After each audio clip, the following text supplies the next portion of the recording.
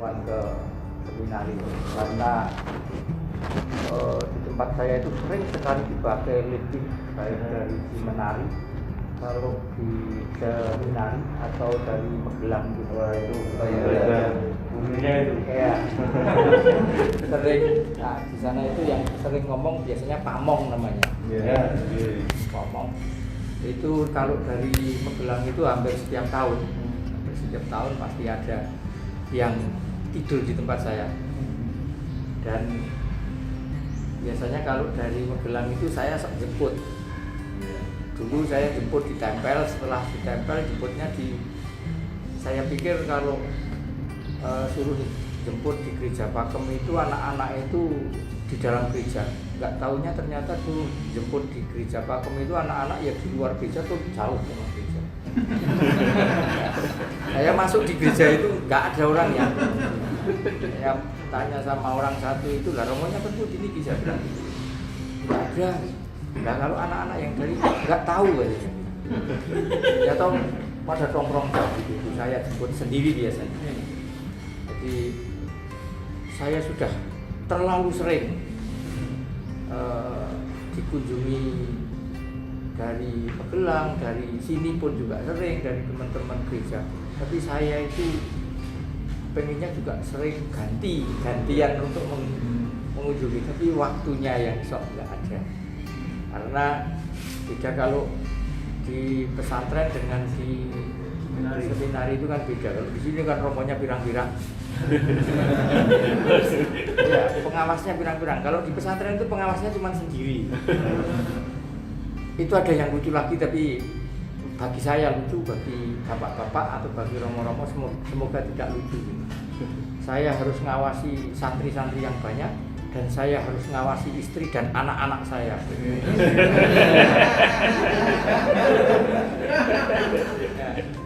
Sedangkan saya itu di rumah karena kiai tidak ada hiburan yang lain.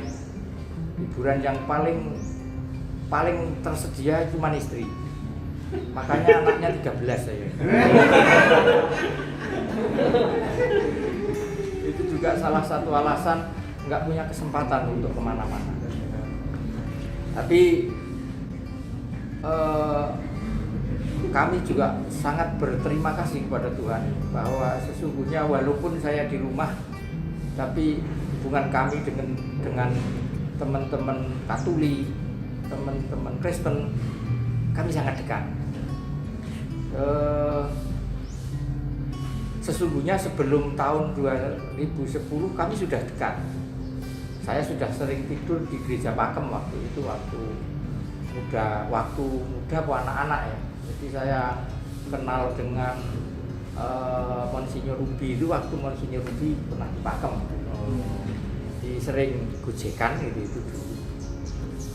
Sekarang waktu tua sama-sama tua gitu. Sama-sama tua. Tapi tuaan saya karena Romo Ruby atau Monsinyur Ruby tidak punya cucu, saya sudah hampir. Tahun 2010 saya lebih dekat lagi dengan teman-teman Katolik. Ada Pak Tony itu yang salah satu sebagai saksi saya dekat sekali sama Romo Tri. Dan itu kalau di di dunia Katolik Jogja saya pikir sudah tidak rahasia lagi, karena kami juga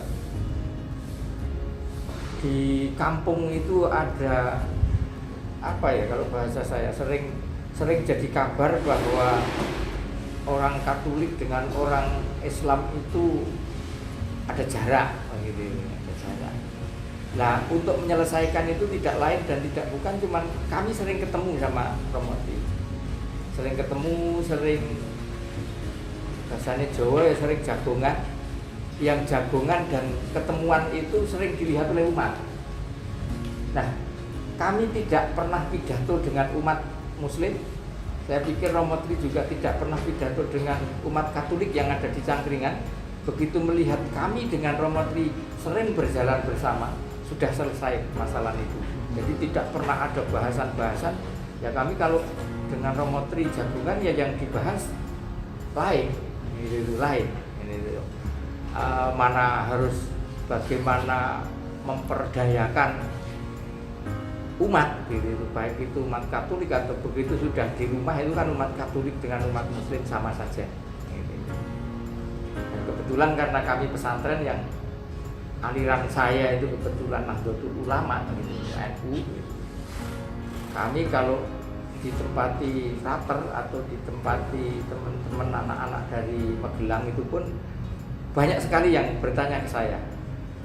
Salah satu yang ditanyakan itu biasanya, Pak Kiai, kalau di luaran sana saya itu dibilang orang kafir. Pertanyaannya pasti banyak yang seperti itu. Nah, saya selalu mengatakan jawaban saya, orang kafir itu orang yang tidak punya Tuhan. Saya bilang gitu. Lah, Anda ada nggak di dalam perasaan Anda yang kekuasaan di luar kekuasaan Anda itu ada, meyakini bahwa ada kekuasaan Tuhan? Jawabannya selalu pasti ada, karena frater sekolah mosok nggak diajari. Selalu mengatakan saya punya Tuhan. Dengan Anda mengatakan punya Tuhan, berarti Anda bukan orang kafir bagi saya. Yang saya katakan kafir atau dikatakan kafir di dalam kitab suci saya adalah orang yang tidak punya Tuhan. Kalau orang yang sudah punya Tuhan itu bukan orang kafir.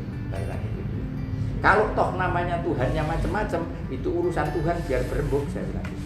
Karena Tuhan saya disebut ini, Tuhan Anda disebut itu, tapi tetap kita semua tidak pernah ada yang ketemu, dan itu keyakinan yang harus ditanamkan. Gitu.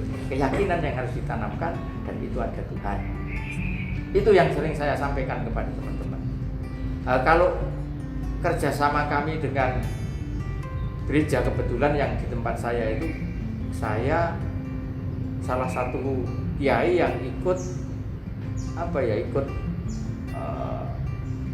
ikut rembukan atau bahkan ikut ribut dikala Babatan itu mau jadi paroki sendiri. Jadi pas paroki sendiri, berdiri paroki sendiri itu kami sudah mulai dekat, bahkan sudah dekat sama Romo Tri. Bahkan untuk sambil meresmikan cangkringan juga itu kami sudah dekat sekali. Jadi banyak hal yang penyelesaiannya itu, dialog antara agama itu sesungguhnya tidak butuh harus berteori dengan dadak kuliah S3 barang dia ngomong.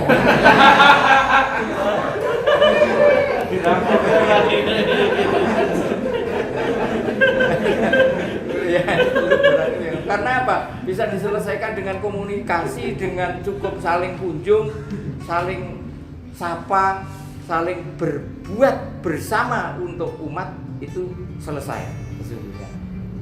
Karena apa? Saya sering mengatakan kalau urusan untuk bagaimana Tuhan berbuat itu, atau bagaimana kita berbuat dengan Tuhan, agama itu bukan untuk didiskusikan sesungguhnya. Kalau bahasa saya sering mengatakan begitu. Agama itu bukan untuk didiskusikan, bukan untuk didebatkan, tapi agama itu untuk diyakini dan dijalankan ajaran-ajarannya. Itu yang sering saya sampaikan, baik itu kepada santri saya dan juga kepada teman-teman yang sering live in ke tempat saya. Nah, kalau untuk kerjasama ternyata dulu waktu saya belum begitu dekat dengan yang namanya jamaat Katolik. Saya tahu saya itu orang Katolik itu kaya semua, Pak. Yang terkenal di dalam dunia Islam itu yang namanya orang Katolik itu orang kaya semua, orang mapan semua. Ternyata setelah saya tahu orang Katolik itu yang rekoso juga banyak sekali. Jangan ketawa, maksud saya banyak romo yang tidak memperhatikan umatnya, maksud saya.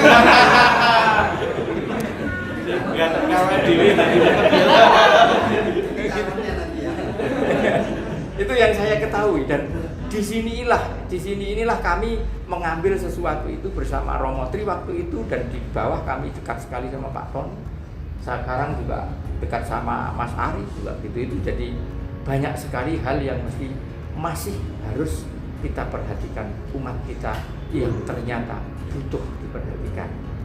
Itu. Lah, salah satu bentuk kunjungan kami ke seminari ini juga kami ingin bergandengan nanti mengembangkan kerjasama untuk memperhatikan umat-umat yang kurang terperhatikan ini bersama-sama. Kalau kebetulan ini agak beda sekali, kami di cangkringan di kampung, lereng Merapi, ini di kota, gitu. Nah, kalau di kampung itu kan banyak petani-petani. Nah, untuk memperhatikan umat kita yang pada bertani ini terkadang kita sok lupa. Nah, dengan maksud saya kami berkunjung ini, mari kita sambil ngobrol-ngobrol gimana nanti cari jalan keluar untuk bagaimana umat-umat yang ada di bawah itu bisa merasa diperhatikan dan dia bisa sejahtera. Yang penting paling itu kami sowan ke sini untuk sama-sama bersama itu. Permasalahannya kalau bahasa saya yang namanya keyakinan itu tidak bisa dipaksakan. Kalau bahasa saya tidak bisa memaksakan keyakinan itu walaupun kepada anak saya sendiri. Karena kalau sudah jadi keyakinan, yang berbicara tentang keyakinan adalah Tuhan. Itu. Tuhan yang memberikan keyakinan kepada kita, yang akhirnya kita bisa meyakini itu sesungguhnya Tuhan. Entoh ada romo, ada dosen, itu adalah belajar untuk membahas agama itu, tapi nggak bisa memaksakan keyakinan. Kalau bahasa saya ada romo yang kuliah Islamologi sekalipun, saya pikir diajari Islam pun di situ tidak akan jadi Islam. Karena apa? Karena sudah jadi keyakinan. Kalau romonya kok sekolah Islamologi terus jadi Islam, romo goblok. Ya, karena apa? Saya juga akan mengatakan, saya kenal sama romo-romo juga tidak akan merubah. Saya setiap 1 tahun sekali atau bahkan 2 kali ditempati frater, ditempati teman-teman anak-anak dari Magelang pun tidurnya saya suruh sama santri. Belum pernah ada santri saya yang jadi Katolik, juga belum pernah saya dengar frater yang tidur di tempat saya jadi Muslim. Jadi saya mengatakan bahwa yang namanya keyakinan itu bukan sekedar pekerjaannya Pak dosen atau pekerjaannya Pak guru atau Pak pamong, tapi itu adalah Tuhan yang bermain di dalam keyakinan itu. Itu. Ya, yang perlu kita bahas kita manusia. Ayo bagaimana manusia berbuat untuk manusia. Karena mungkin kalau bahasa saya kita ditokohkan mungkin itu.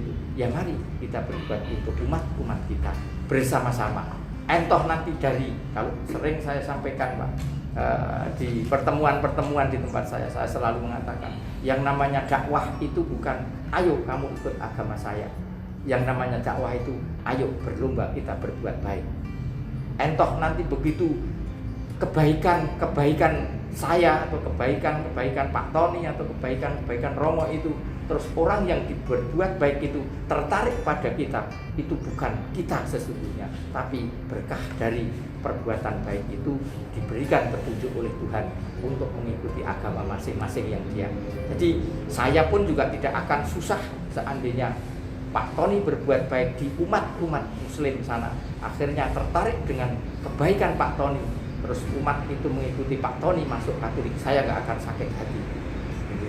Saya juga tidak merasa menyakiti hatinya para romo sesungguhnya. Seandainya saya berbuat baik, orang Katolik terus mengikuti agama saya, itu juga saya pikir saya tidak berniat untuk menyakiti, tapi untuk keyakinan itu Tuhan yang bermain, bukan cuma sekedar kata-kata yang bisa kita lakukan, tapi perbuatan baik. Mari kita sama-sama berbuat baik. Kita bahas ini, ayo kita bersama-sama berbuat baik kepada masyarakat. Itu yang perlu saya sampaikan saat ini. Di samping saya ngaruh gantian kunjungan wong kula niku ya wis digrenengi. Saya itu sudah digrenengi sama orang Katolik, saya tahu. Kita itu sering ke Pak Kiai, tapi Pak Kiai itu nggak pernah keluar gitu. Itu saya sudah dengar. Tapi yo tak bumet kupinge nek dong. Kita akan membahas bagaimana mensejahterakan umat. Ini intinya agama itu sesungguhnya di situ. Kalau bahasa saya sering ditanya bagaimana tadi disampaikan bahwa di tempat saya orang gila ada, orang mendem ada.